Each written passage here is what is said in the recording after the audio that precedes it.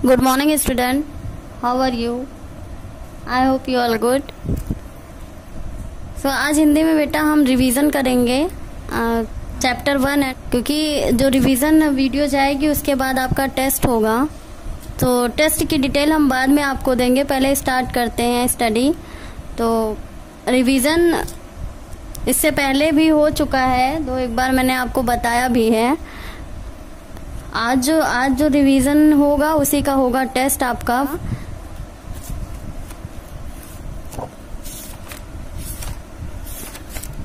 First chapter था, यानी first अध्याय था हमारा भाषा और व्याकरण, लैंग्वेज एंड ग्रामर। तो भाषा हमने कई बार पढ़ा भी, समझा भी।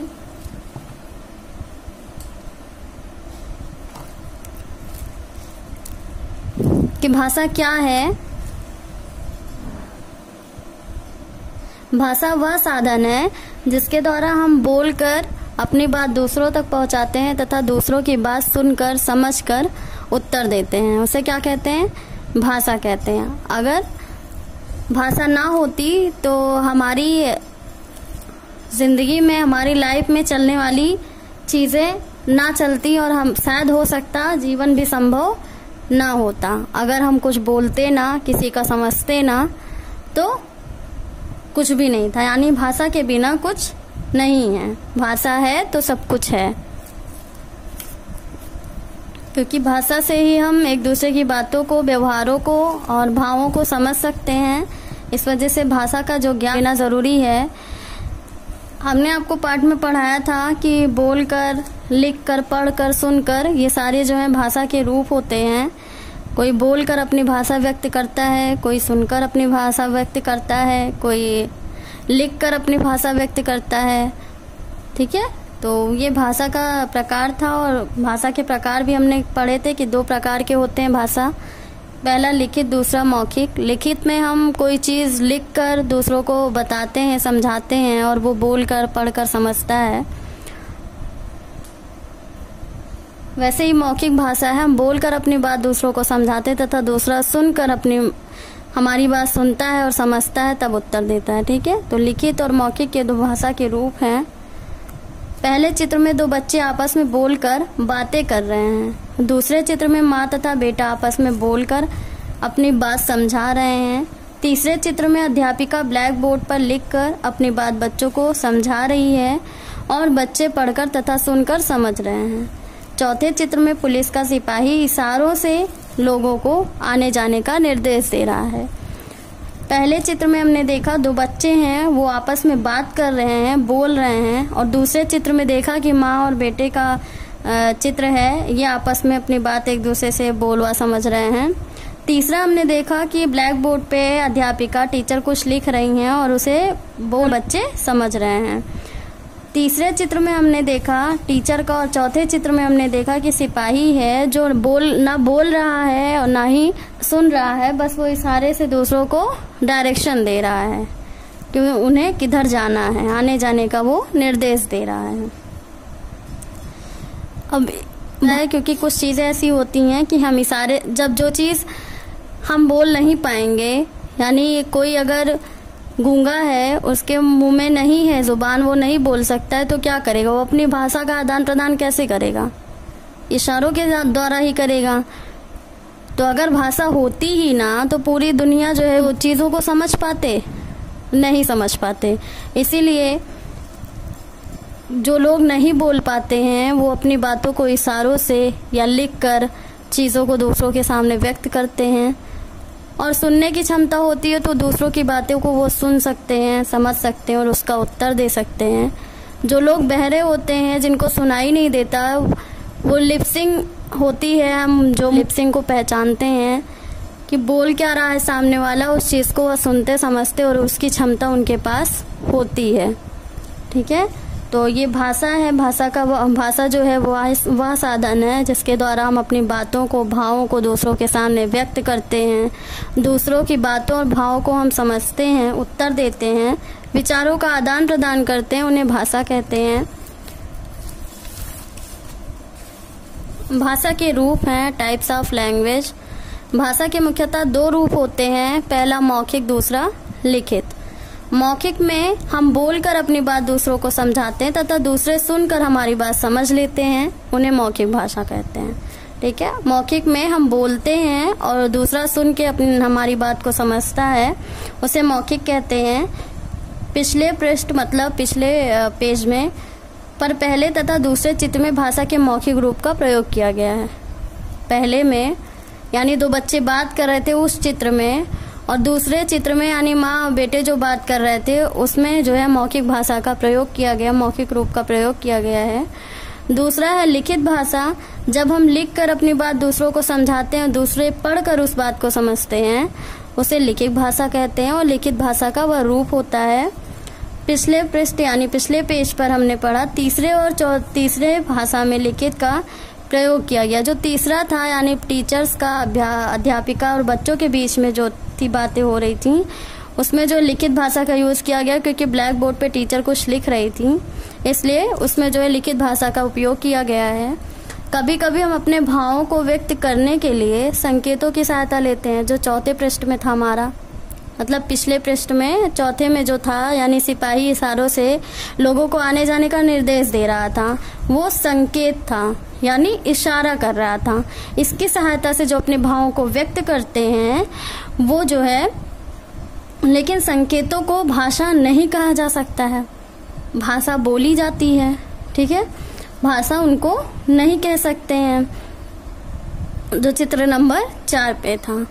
अन्य प्रकार की भाषाएं, भारत में अलग अलग स्थानों पर अलग अलग भाषाएं उपयोग होती हैं, बोली जाती हैं। जैसे कि कई सारे देश हैं जहाँ पे भाषा जो बोली जाती है वो काफी डिफरेंट यानी अलग अलग तरीके से बोली जाती है। ठीक है, पंजाब में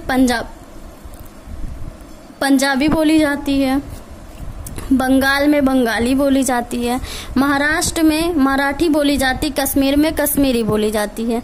यहाँ आपको 4 चित्र दिया गया है और 4 भाषाओं के बारे में बताया गया है, लेकिन ऐसा नहीं है कि बस यही 4 भाषाएं होती हैं, भाषाएं बहुत सारी होती हैं। कई जगह अभी जो है हिंदी बोलते हैं, बाहर हम जाएंगे तो हिंदी वो नहीं समझते, वो इंग्लिश बोलते हैं। ठीक है, बाहर है, विदेश में है, वहाँ सब लोग इंग्लिश समझते हैं, हिंदी नहीं जानते। और हमारी राष्ट्रभाषा क्या है? हमारी राष्ट्रभाषा हिंदी है, फिर भी हमें इंग्लिश जो है हम यूज करते हैं, समझते हैं। बस बाहर जो है उसी का प्रयोग ज्यादा होता है, जो भाषा होती है उस जगह की। तमिलनाडु में तमिल और कर्नाटक में कन्नड़, केरल में मलयालम और आंध्र प्रदेश में तेलुगु भाषा का प्रयोग ज्यादा होता है। ठीक है, तो जहाँ जहाँ की बोली जो होती है वहाँ वो ज्यादा यूज की जाती है, क्योंकि दूसरी बोली उनको समझने में प्रॉब्लम होती है और दूसरे अगर वहाँ पहुँच जाते हैं तो उनको उनकी भाषा यानी विचार का आदान प्रदान होने में भी काफी प्रॉब्लम होती है। बहुत सारे लोग ऐसे हैं जिनको दूसरी जगह की बोलियां आती हैं, लेकिन बहुत सारे उसमें ऐसे भी हैं जिनको नहीं आती है, तो उन लोगों के लिए प्रॉब्लम होती है। भाषा है, भाषा सब जगह की अलग अलग है, जहां आप जाएंगे वहां की भाषा आपको सुनने को मिलेगी। संसार के अलग अलग देशों में भी अलग अलग भाषाएं बोली जाती हैं, अलग अलग देश हैं, अलग अलग वेशभूषा है, अलग अलग आप पहनने का तरीका अलग होता है। पंजाबियों में अक्सर क्या होता है कि उन्हें suit salwar, ladies suit salwar पहनती हैं और जेंट्स जो है पगड़ी वगैरह लगाते हैं, ये पंजाबी ड्रेस होता है। बंगाली में अक्सर साड़ियाँ पहनी जाती हैं, औरतें साड़ियाँ पहनती हैं और जो है जेंट्स जो है कहते हैं। महाराष्ट्र मराठी है, वो भी लगभग ऐसे ही होते हैं। और कश्मीर में आपको सर पे जो है लेडीज हो या जेंट्स हो सर पे बांधना चाहिए, सर पे कुछ बांधते हैं, और अक्सर लेडीज सूट पहनती हैं और जेंट्स जो है कुर्ते सदरी में रहते हैं। तो ऐसी ही वेशभूषा होती है और ऐसी ही भाषा अलग अलग होती है अलग अलग जगहों की। जैसे नेपाल की भाषा नेपाली और पाकिस्तान की उर्दू, चीन की चीनी तथा जापान की जापानी। अब कई सारे देश हमने देखा कि तमिलनाडु है, कर्नाटक है, केरल है, आंध्र प्रदेश है, नेपाल है, चीन है, जापान, पाकिस्तान, जितने देश हैं उसमें सबकी बोलियां दी गई हैं और सबकी अलग अलग बोली है। जरूरी नहीं है कि जो बोली एक जगह बोली जाए वो सारी जगह उसका यूज होता हो। ठीक है, सब जगह की अलग अलग बोलियां होती हैं। और भारत में जो है वो 22 भाषाओं का मान्यता दी गई है, 22 भाषाएं जो है बोली जाती हैं। जो भाषा देश के अधिकांश लोगों द्वारा बोली जाती है उसे राष्ट्रभाषा कहते हैं। जो भाषा देश के मतलब जो जहाँ की बोली होती है और जहाँ ज़्यादा लोग उस बोली को, भाषा को समझते हैं, उस विचारों को आदान प्रदान वहाँ ज़्यादा होता है, यूज़ ज़्यादा होता है, तो वो वहाँ की जो है राष्ट्रभाषा घोषित होती है। राष्ट्रभाषा उसको बोला जाता है। जैसे मैंने अभी बोला आपको कि हमारे यहाँ की राष्ट्रभाषा क्या है, हिंदी है। हमारे यहाँ हिंदी बोलने वालों की संख्या ज़्यादा है और इंग्लिश बोलने वालों की संख्या कम है, क्योंकि यहाँ हिंदी ज़्यादा लोग जानते हैं और इंग्लिश जो है कम लोग बोलते हैं, यूज़ करते हैं। इस वजह से हमारी जो देश की भाषा है, यानी भारत देश की भाषा जो है वो क्या है, हिंदी है। इसलिए हमारी राष्ट्रभाषा हिंदी को माना जाता है। प्रत्येक वर्ष 14 सितंबर को हिंदी दिवस मनाया जाता है।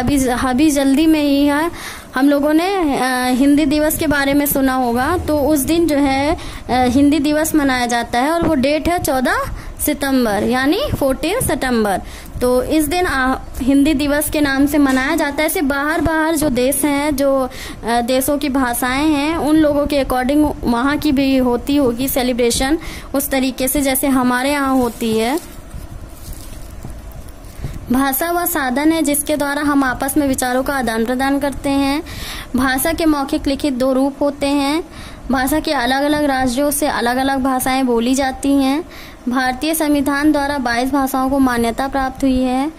हिंदी को हमारी राष्ट्रीय भाषा मानी जाती है और हम 14 सितंबर को हिंदी दिवस मनाते हैं। ये अब तो आपको दोहराना था क्योंकि ये आपके पाठ का ही था, अध्याय का ही था। अब हम एक्सरसाइज पे आते हैं। हमारी राष्ट्रभाषा किसे मानी गई है, किसे माना जाता है, हिंदी को माना जाता है। भाषा के कितने रूप हैं, भाषा के 2 रूप हैं। इनमें से भाषा का रूप है, इनमें से भाषा का 2 रूप है। केरल में बोली जाती है कन्नड़ भाषा, अभी हमने पीछे पढ़ा।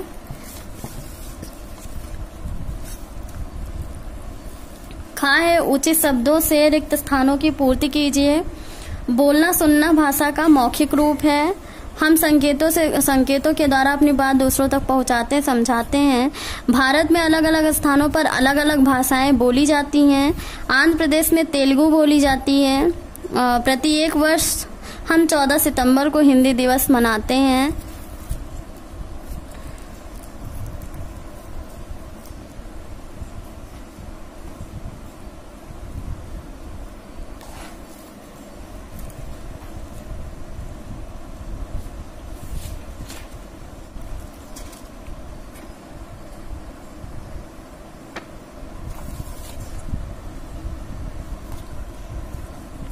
फिर है निम्नलिखित में का मिलान: तमिलनाडु तमिल, महाराष्ट्र मराठी, पंजाब पंजाबी, कर्नाटक कन्नड़ और बंगाल बंगाली। ये भाषा है और इसका जो है आपको इस पार्ट का आपको रिवीजन करना है।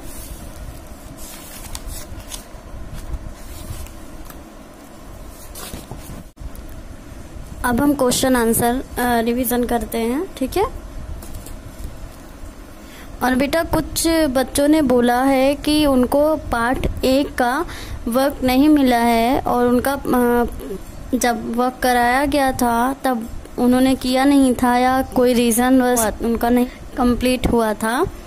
तो वो बच्चे जो बोल रहे थे कि उनका फर्स्ट चैप्टर कंप्लीट नहीं हुआ है, तो वो फिर से अब रिवीजन जब मैं करा रही हूँ तो आप रिवीजन से ही वर्क को नहीं हुआ है फर्स्ट चैप्टर पूरा, वो जो है फर्स्ट पार्ट भाषा कंप्लीट कर सकते हैं कॉपी में। तो कुछ देर के लिए वीडियो नहीं हुआ है क्वेश्चन आंसर वो पूरा कर लेगा, ठीक है।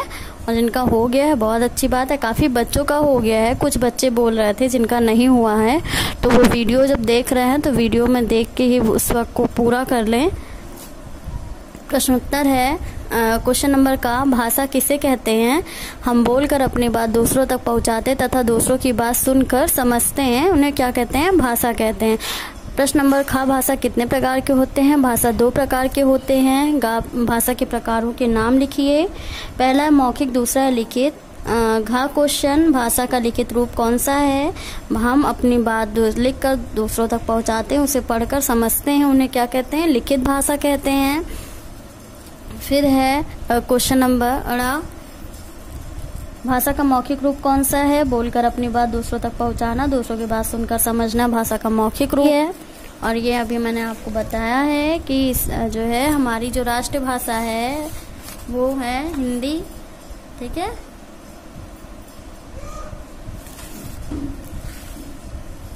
राष्ट्रभाषा क्या है? भारत की राष्ट्रभाषा हिंदी है। तो ये आपका 5 क्वेश्चन आंसर था। तो आप तो जिनका नहीं हुआ है वो इस वीडियो से ही क्वेश्चन आंसर को निकाल के पूरा कर सकते हैं। रिवीजन मैंने एक्सरसाइज का भी करवाया है, अभ्यास का करवाया है, तो आप उससे भी जो है पूरा कर सकते हैं। जिन बच्चों का हो गया है उनको केवल रिवीजन करना है। जिन बच्चों का नहीं हुआ है आप वीडियो देख के रिवीजन कर लीजिएगा, टेस्ट दे दीजिएगा। उसके बाद टेस्ट देने के बाद आप इसको कॉपी में कंप्लीट करिएगा, क्योंकि कॉपी में कंप्लीट करने लगेंगे तो आपका टेस्ट रिवीजन छूट जाएगा। इस वजह से वीडियो को जब देखें तो वीडियो से ही आपको रिवीजन कर लेना है, फिर आपको कॉपी में इसको राइट करना है। और जिन बच्चों का हो गया है वो रिवीजन करना स्टार्ट कर देंगे। तो आपका टेस्ट जो है वो होगा संडे को, जैसा कि पिछली बार हुआ था। सैटरडे को रिवीजन कराने के बाद संडे को मैंने टेस्ट लिया था। तो संडे को आपका टेस्ट होगा और 3 o'clock से 4:30 तक। तो इसकी जो है इन्फॉर्मेशन मैं आपको व्हाट्सएप पे दूंगी, ग्रुप में जाएगा। लेकिन आपको जो भी समझ में ना आए, अगर वीडियो आप सीन कर रहे हैं, देख रहे हैं, और आपको क्वेश्चन आंसर में या एक्सरसाइज में या चैप्टर में कोई भी प्रॉब्लम होती है, अगर कोई क्वेश्चन ऐसा है जो नहीं समझ में आता है तो प्लीज़ उस चीज़ को क्लियर कर लीजिएगा, क्योंकि अगर क्लियर नहीं करेंगे तो टेस्ट में आपका रॉन्ग होगा। और जिनका नहीं हुआ है, मैं फिर से बोल रही हूँ, जिनका वर्क नहीं हुआ है पहले पार्ट का, पार्ट 1 भाषा का, वो कंप्लीट कर लेंगे। और ये एक्सक्यूज़ नहीं देंगे कि उनका पूरा नहीं हुआ था, क्योंकि जिन बच्चों का पूरा नहीं हुआ है उन बच्चों को रोक के वीडियो पूरा करने की पूरी बोल रहे हैं कि आप इस चीज़ को पूरा कर लीजिएगा। कोई दिक्कत नहीं है। आप यहाँ से जो है वीडियो को निकाल के वीडियो को रोक के पुश करके पूरा कर लीजिएगा, फिर आप आगे बढ़िएगा, ठीक है। आपको क्वेश्चन आंसर दिख रहा है। और अगर आपको वर्क क्लियर नहीं दिख रहा होगा तो बोल दीजिएगा, PDF भी भेज देंगे हम फर्स्ट पार्ट का, पहले पार्ट का, ठीक है।